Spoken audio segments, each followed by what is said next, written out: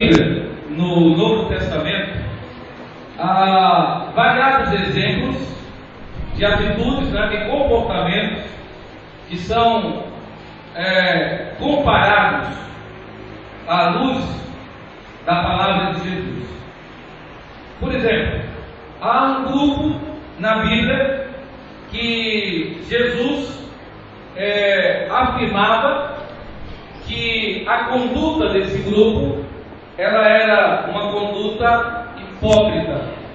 Não sabem com quem nós estamos falando. Era principalmente o grupo da seita dos fariseus, juntamente com alguns que escreviam a lei.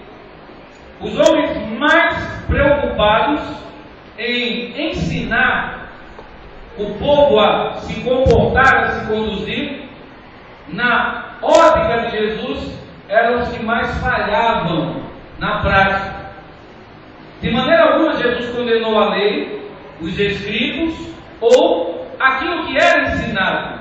Muito pelo contrário, Jesus valorizou e disse que os homens estavam corretos em ensinar, mas estavam totalmente desviados na prática. E essa é uma grande preocupação, porque, meus irmãos, é difícil. Eu tenho meditado muito quanto a isso. Alguns tempos atrás, não vou falar o tempo exato, mas eu já estava pastoreando a central, eu fui consultado para um processo de sucessão pastoral. E nesse processo, o irmão que era da comissão de sucessão, ele se aproximou e chegou e perguntou assim: pastor, eu queria lhe fazer uma pergunta. Pode fazer. Ele disse: é porque eu sou relator da comissão de sucessão pastoral de igreja assim. Nós estamos no processo e gostaríamos de saber se o pastor tem interesse em participar desse processo. E eu falei: no momento eu não tenho interesse em participar, porque eu não estou sentindo de Deus que deva deixar a igreja que eu estou pastoreando. E também não tenho percebido que a igreja já está propensa a mandar o pastor embora. E aí ele falou assim: mas o pastor não estaria nem aberto a um contato? Eu disse: eu nunca fechei as portas para nada, porque entendo que Deus é soberano, ele pode se manifestar da maneira como ele quer. Ele falou: então deixa eu fazer outra pergunta. O pastor tem quantos filhos?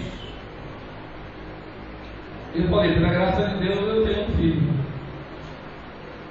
Aí ele falou: sabe o que é, pastor? Aqui no perfil que nós traçamos, agora existe, há um tempo atrás, as igrejas, para convidar um pastor, traçam um perfil, e agora os pastores têm que enviar currículos, E ele falou assim: porque no perfil que nós traçamos, o pastor tem que ter acima de 45 anos, tem que ter pelo menos 3 filhos envolvidos na igreja, e a esposa também precisa saber tocar algum instrumento, para ajudar o pastor do ministério. Eu olhei para ele e falei assim: então eu estou fora desse processo. Eu acho que eu sou um dos pastores mais diferentes, Primeiro que eu não ajudei muito a frutificar, e a proliferar as crianças aí no mundo afora, Então, eu só tenho um filho. E segundo que a minha esposa, ela não é pastora. Ela é auxiliar administrativa, ela é funcionária de um banco. E sempre que pode me acompanha, mas ela não tem essas características que foram traçadas no perfil. E falou: mas eu queria tanto, que o pastor entrasse nesse processo, e a gente pode dar um jeitinho, Nossa igreja é interessante, até nas igrejas fica esse negócio. O pastor dizendo que a gente estava propina no meio. Mas a gente pode dar um jeitinho, pode ver com a comissão. Eu falei: meu irmão, eu posso te dar uma orientação? leva essa palavra lá para a comissão de sucessão pastoral. Fala o seguinte assim, ó, eu consultei o pastor Epaminondas e ele falou assim para a gente, vai orar um pouco mais,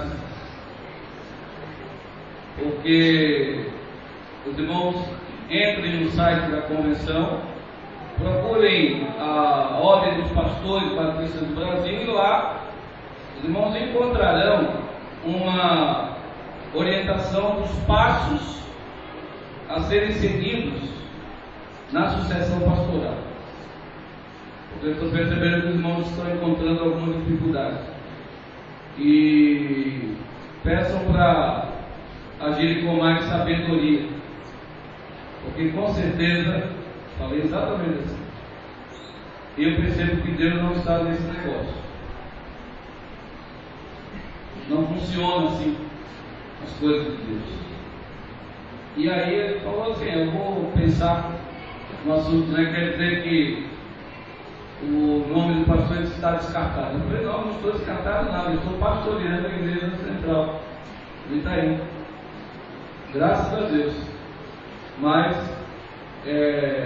nesse negócio que os irmãos criaram aí, com certeza eu não me enquadro. E aí pedi para ele orar e levar esse recado à comissão. E foram passando os dias, foram passando, né, e eles não conseguiram encontrar um pastor dentro desse perfil. Quando conseguiu um pastor que tinha os filhos, tinha um que era desviado, né, do Evangelho. Quando conseguiu encontrar uma esposa que tivesse as qualidades, ela era enferma, enfim, eles foram listando um grupo e quando terminou, na parte final de tudo, eles acabaram convidando o pastor de um outro lugar para vir e com 6 meses de ministério o pastor deixou a igreja. E aí depois ele voltou a entrar em contato e aí disse, como que o senhor sabia? Eu não sabia não.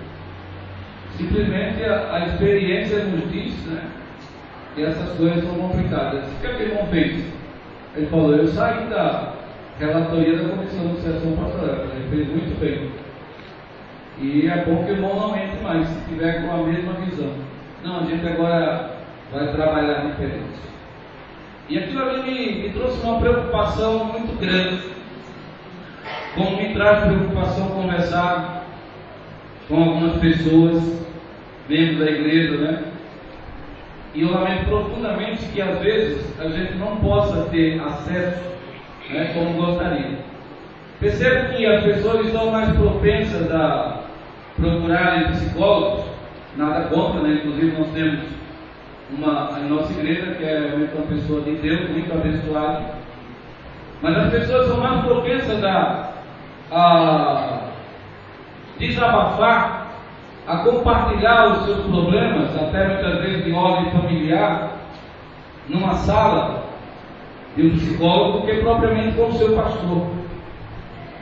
O que causa mais transtornos ainda, porque talvez um tratamento psicológico e até psiquiátrico possa dar uma estabilizada no grau de ansiedade, de preocupação que a pessoa está sentindo. Mas, escutem uma coisa, não afasta o problema.